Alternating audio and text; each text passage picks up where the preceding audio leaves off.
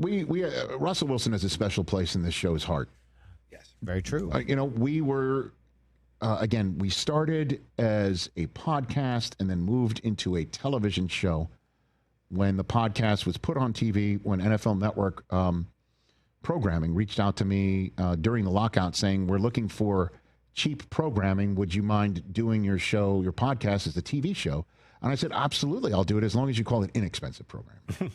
Very important. That's when Chris Brockman got associated with the program because you were the person who turned it into a television show and an edit bay. That's right. And then lo and behold, you started appearing on this program more and more, and look at you now. Here we are. All grown up. You're grown up and you're grown up. I'm an actor. You are. Yes. But the reason why we mention this is that when Thursday Night Football became a weekly, all-season-long product for NFL Network, I was moved from total access to Sunday mornings on NFL Network and game day morning.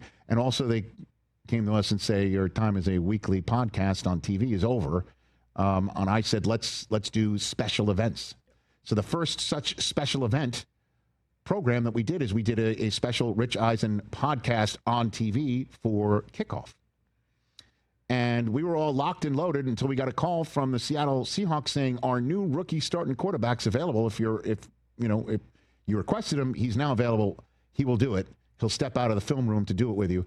His name was Russell Wilson, who's been on this show in various forms, from that to our show on DirecTV. He's always been made time for us. I could not appreciate him and the way he goes about his business and conducts his world more than I do. That's a very long-winded way of saying I don't know how much longer he's going to be the starting quarterback of the New York Giants. And I've been talking over and over and over again about how this Giants schedule is so tough. You want to avoid throwing a rookie in there against the Commanders, who were all over Russ yesterday. And against the Cowboys, who are, now terrific at stopping the run. It's our thing. And then their home openers against Kansas City Chiefs. And it looked so dreadful yesterday. They couldn't do anything. They couldn't run it. They couldn't throw it.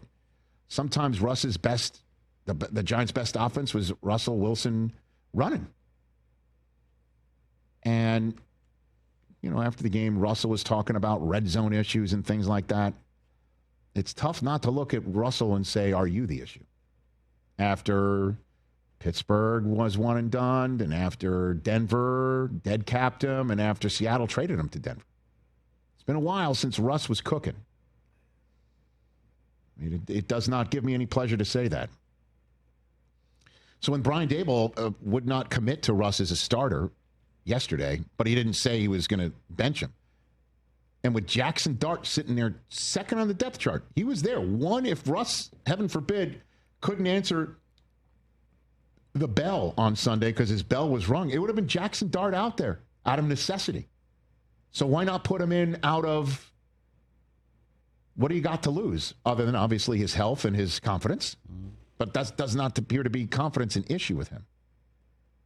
So all eyes on Brian Daboll on this very day, in this last hour of our program, when he was asked who his starting quarterback for the Dallas Cowboys week 2 is going to be. Do you intend to start Russell Wilson this week? Yes. Yep. Okay. Was that ever? And after a game, it's an emotional game.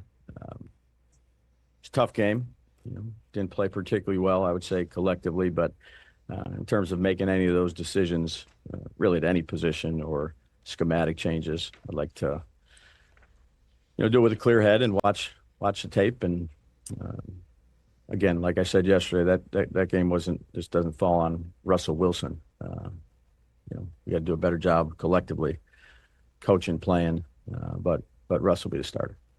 Oh, was that even ever really a decision for you? Well, again, it's right at the end of the game, so I'm not. I mean, when you went back and watched it. No, Russ will be the starter. Okay. 17 of 37 for a passer rating of 59.3 and 168 passing yards. It was Russell Wilson's worst completion percentage among 53 career games in which he threw for at least 35 attempts. As the Giants were held without a touchdown for the third straight season opener. The last team to go 3 straight season openers with 0 touchdowns was the 1940 through 1942 Lions, as the Giants fall to 2-13 in week 1 over the last 15 seasons. And that includes, by the way, that if you remember, Brian Daboll won Coach of the Year a couple of years ago when he went for it on a 2-point conversion. Opening. Was it against Tennessee, I think? Yeah. Right? Yeah, and it led to a terrific year, playoff year, and a playoff win year, and Brian Daboll being Coach of the Year. And I know Giant fans are really frustrated right now because they feel like they're getting their teeth kicked in again. And if they've got a kid on the bench who can provide a spark and is the man, why not go to him? And I'll be honest with you, I was saying for weeks, don't go to him. Let him sit. The offensive line might not be able to protect him. And now, and then what? He is your future. And as long as ownership isn't up the you-know-what of the coaching staff and the front office to say, play the kid, and we'll let you make your decision, then let him sit. And I'll be honest with you, after what I saw on Sunday, tough to think that way. He scored 6 points this week. You're gonna start Russ again in week 3. And then what? If it looks like that again, then you're going to start him against the Chiefs, against Steve Spagnuolo and that team. And say what you will about what happened the other night. I'm not even bringing that up. It's not Justin Herbert. I'm not even bringing that up. He's got to play at some point. So who cares who it's against? Well, let me ask you this question: since they could be 0-4, and you're gonna now throw him out there against the Saints, then what? But your season's over at 0-4. But so I understand that. It's not over at 0-1, and you could go into Dallas and beat them, and with the kid, and now you're 1-1, and now you're trending up. I know what your reaction is right there, but it is ain't gonna happen. No, I know that's a fandom thing, but in reality, I don't think it's gonna happen. Excuse me, the Cowboys have looked much better on the road the last few years than at home. They've had some issue at home. I don't know what the heck's going on there. But the longer you wait, the more closer to the end your season is. Now, my response to that is if management and ownership is not forcing the hand of the coach and he is not sitting there coaching for his job in his mind, then he's got to do what he thinks is best for the development of Jackson Dart, because at some point that is going to be this coaching staff's way through. Mm-hmm. So that's one way to look at it. The other way to look at it is that what you looked at it, that this is a season that could still develop, that 0-4 ends it. And if there are people in that locker room like Neighbors, Brian Burns, Thibodeau, there's a lot of good players on that team, Dexter Lawrence, right? Like if those guys are saying, why aren't we going to Dart? If that is in any way, shape, or form a pulse that the coach needs to check, then that's a different story. Neighbors already looks pissed. No, I mean, we all look at that stuff about, hey, Daboll was trying to dap him up, and he didn't do it. Like, he couldn't. We have no idea if he didn't see it or not. He's standing right next to him. I think Neighbors was looking the other way. I don't know. Like, we always see, like, somebody's angry and emoting that the relationship is torn.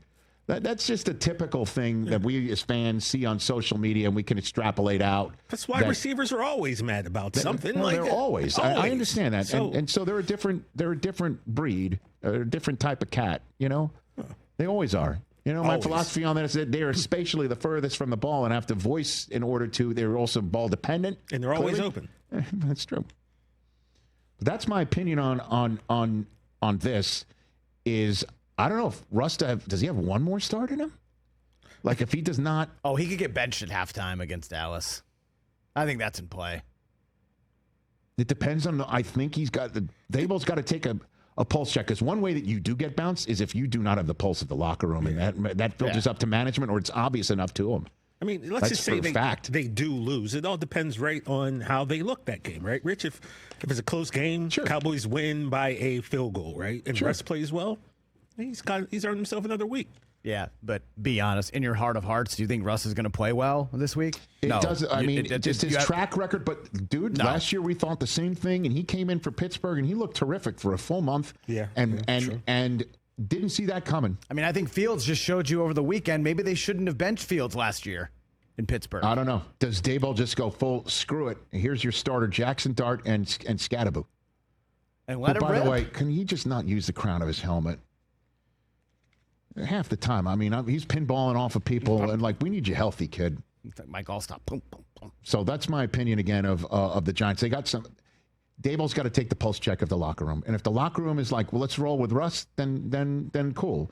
And if there are people who are just like, what the hell is the coach thinking? What is going on? Which is what a lot of people are reading into Malik Neighbors not dapping his coach back up, leaving him hanging after they were yelling at each other on the sideline. I mean that these things happen. Yeah.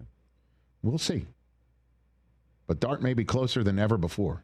Hey, you made it all the way to the end. Thanks for that. Check us out every single day streaming live on Disney Plus and the ESPN app 12 to 3 Eastern.